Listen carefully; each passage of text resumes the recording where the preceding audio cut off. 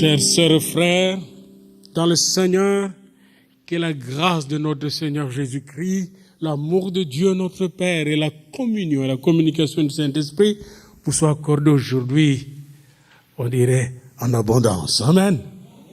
Et je vous souhaite encore une bonne, heureuse, excellente et merveilleuse année 2017. J'aimerais vous signaler que le message de cette année, pour vous tous, se trouve dans Ésaïe 60, le premier verset. Vous gardez cela, c'était notre méditation, le premier dimanche de l'année.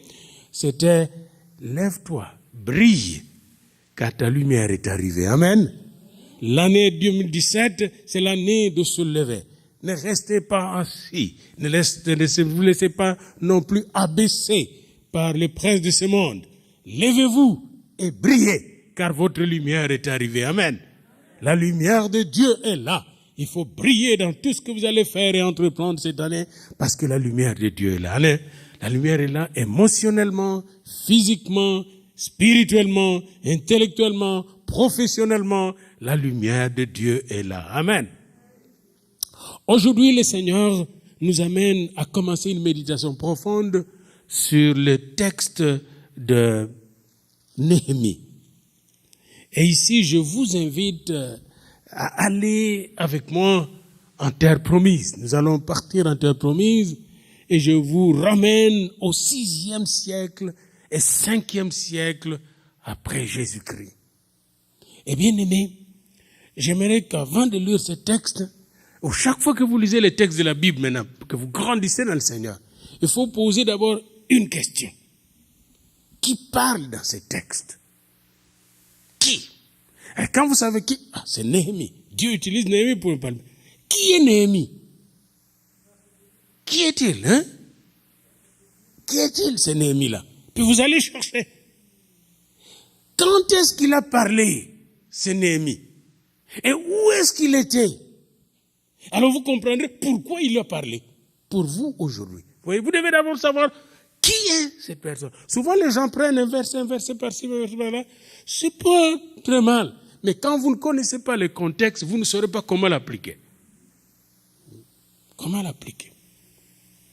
Par exemple, vous pouvez prendre un texte qui vous dit, vous devez mourir. Mais si vous ne terminez pas le texte, il dit, vous devez mourir à vous-même, vous risquez de mal l'interpréter. Puis beaucoup de gens font des interprétations comme ça. Il y a un pasteur qui a lu un texte, vous toucherez le serpent. Et le serpent ne va pas vous mordre. Et ce pasteur américain, comme tout bon américain pragmaticien, a été ramassé, acheté des serpents venimeux. Et il l'a amené dans son église. Et ce serpent commençait à le mordre. Puis, oui, il mordre. Et une fois, il est presque mort. On l'a amené à l'hôpital. Puis il a continué jusqu'à ce qu'il est mort de morsures de serpent. Parce qu'il a pris le texte hors de son contexte. Quand vous prenez le texte hors de son contexte, il devient un prétexte de plusieurs choses. Amen. C'est pourquoi, bien aimés dans le Seigneur, soyez comme les gens de Bérubé et de Béret qui aimaient regarder la parole de Dieu, puis la prenaient dans son contexte. Néhémie est un exilé. Qui est Néhémie? C'est un exilé juif, de la noblesse juive, de la race de David. Il est exilé avec ses parents depuis longtemps, depuis le temps des Babyloniens, au 6e siècle. Quand les Babyloniens ont détruit Jérusalem, ils ont détruit le temple, ils sont allés avec des nobles dont Daniel, vous connaissez l'histoire de Daniel, ici, allez dans le livre de Daniel et vous saurez ces exilés-là, comment ils sont arrivés là. Les Juifs étaient considérés comme des chiens, des cochons, on les détruisait, on ne voulait pas le voir. Et là, Néhémie se retrouve, après avoir grandi, au palais royal, au 5e siècle. À Suse. Et là, les choses ont changé, commencent à bouger. Les Babyloniens qui n'aimaient pas les Juifs, qui étaient très méchants, ils ont été renversés par les Perses. Les Perses, c'est les Iraniens actuels. Les Babyloniens, c'est les Irakiens actuels. Ils sont toujours là. Ils sont toujours de travailler de la même manière qu'au temps de Daniel et de Néhémie contre les Juifs. Ils sont toujours là. Et il y a des Juifs iraniens aussi. Pendant que nous parlons, il y a des Juifs iraniens et irakiens, comme il y a des Juifs russes, canadiens, comme il y a des Congolais, canadiens. Donc, c'est pas nouveau. Et là, Néhémie a vu un nouveau roi venir. Ce roi s'appelait Cyrus. Et quand Cyrus est arrivé, il était un roi perse. Il a eu un cœur de Dieu. Dieu a changé son cœur. Puis il a dit à tous les Juifs qui voulaient retourner chez eux, de retourner chez eux, aller bâtir les temples de Dieu. Il leur a donné les moyens. Puis là, Zorobabel, et ça vous avez ça dans le livre d'Esdras, et Josué sont rentrés à Jérusalem, puis ils ont construit, après plusieurs années de travail, ils ont reconstruit les temples, en pleurant même. Et les temples étaient reconstruits. Mais après une dizaine d'années, à peu près 13 ans ou plus, après avoir construit les temples étaient là. Il n'y avait presque pas de sacrificateurs. Les temples étaient là. Il n'y avait pas de murailles pour protéger la ville. Les temples étaient là, mais les Juifs n'étaient pas organisés pour les temples. Et alors là, nous trouvons dans Néhémie 1. Là, nous pouvons comprendre le contexte. Là, comme il est dit, la première année de Cyrus, roi des Juifs, ça c'est dans les livres d'Esdras, Cyrus a fait ses décisions, mais arrivé à la 20e année d'Artaxerxès, roi perse qui a remplacé Cyrus, la parole de Néhémie a commencé à se faire entendre. La 20e année de ce roi-là à Suse. Suse, aujourd'hui, c'est une ville au sud de l'Iran qui est très petite, presque oubliée. Mais c'était la capitale. Et là, Néhémie était là à Suse, dans la capitale.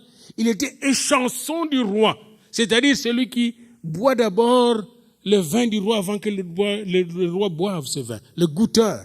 C'était un noble, quand même. C'était un titre très, très important. Il est là. Il est bien en exil. Il a mangé, il a à boire. Mais là, il reçoit Anani, l'un de ses frères. Il vient de chez les Juifs. Là, il a laissé derrière lui Esdras, les grands prêtres. Il a laissé derrière lui Zorobabel et Josué. Puis il arrive à Suse. Et là, il vient avec quelques hommes de Juda. Et Néhémie les questionne. Comment vont les Juifs qui sont chez nous là-bas? Néhémie ne se contente pas de ce qu'il a. Comme un peu beaucoup d'entre nous ici, oui, nous avons à manger, nous avons à boire, nous avons de belles maisons. Mais souvent, nous pensons à nos pays. Et quand nous regardons nos pays, nous questionnons, comment ça va? C'est la même chose pour lui. La même chose, quand je le lis, je me revois. Comment vont les gens à Kinshasa? Comment vont les gens à Port-au-Prince? Comment vont les gens à au Caille, ou à Pétionville? Voilà des questions que Néhémie se posait en ce moment-là. Et il est dit qu'au mois de novembre-décembre, ces gens-là sont arrivés. Et là, ils lui ont dit, quand il a posé la question de savoir comment vont ces gens-là, ils lui ont dit, ceux qui sont restés dans la captivité sont là dans la province au comble de malheur, du malheur et de la honte de l'opprobre. Bien-aimé, la réponse de ces gens-là est exactement la même réponse que quelqu'un me donnerait venant de Kinshasa. C'est exactement ça. C'est pas nouveau. C'est pas seulement dans ce... C'est pourquoi allez prendre le contexte, puis vous regardez le contexte aujourd'hui. Ça peut être la même réponse qu'on peut donner pour quelqu'un qui va venir aujourd'hui d'Alep, de la Syrie. C'est la même réponse. C'est peut-être la même réponse que même un Américain qui était là où il y avait des tirs dans l'aéroport va vous donner, alors qu'il est Américain, mais il sait qu'il y a pas mal de fusils dans ce pays. Il y a l'insécurité, même aux États-Unis. La peur, etc. Vous allez voir le mur, ce que ça représente, la muraille. Les temples sont partout aux États-Unis, mais les fusils sont partout. La muraille n'est pas là. Nous allons voir la signification de la muraille. C'est peut-être la même réponse que cette femme-là qui a fait tuer sa mère, qui se trouve aujourd'hui en prison pour plus de 100 ans aux États-Unis, parce qu'il a fait tuer sa mère à cause de la volonté, de la séduction d'un homme assassin, mauvais, qui est venu la séduire. Et là, à cause de cet homme et de son joint, Elle a accepté que cet homme tue sa mère parce que cette femme manquait de murailles. Et nous allons voir ces murailles. Que veut dire ces murailles? Il y a une signification de cela, bien-aimé, de nous aujourd'hui. On lui dit, les gens sont dans la honte, sont dans l'opprobre. En Juda, à Jérusalem, la ville du grand Dieu, du grand roi. Les murailles de Jérusalem sont en ruine, verset 3, et ses portes sont consumées par le feu. Enfin, il y a d'abord le muraille.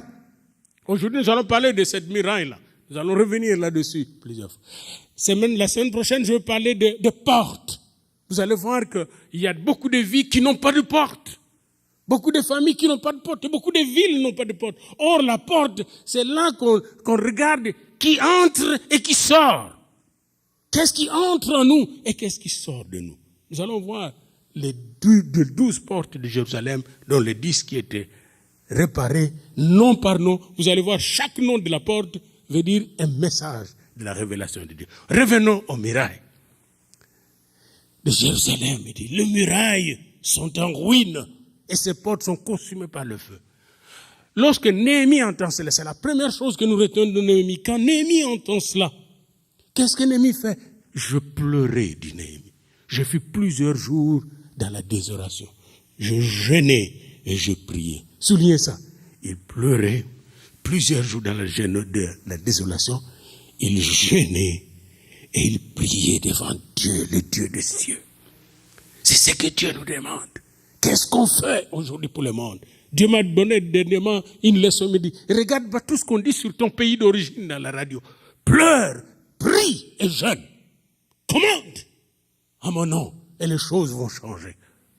Vous voyez? Néhémie a écouté, mais après avoir écouté, qu'est-ce qu'il a fait? Dans la désolation, il pleure et prie.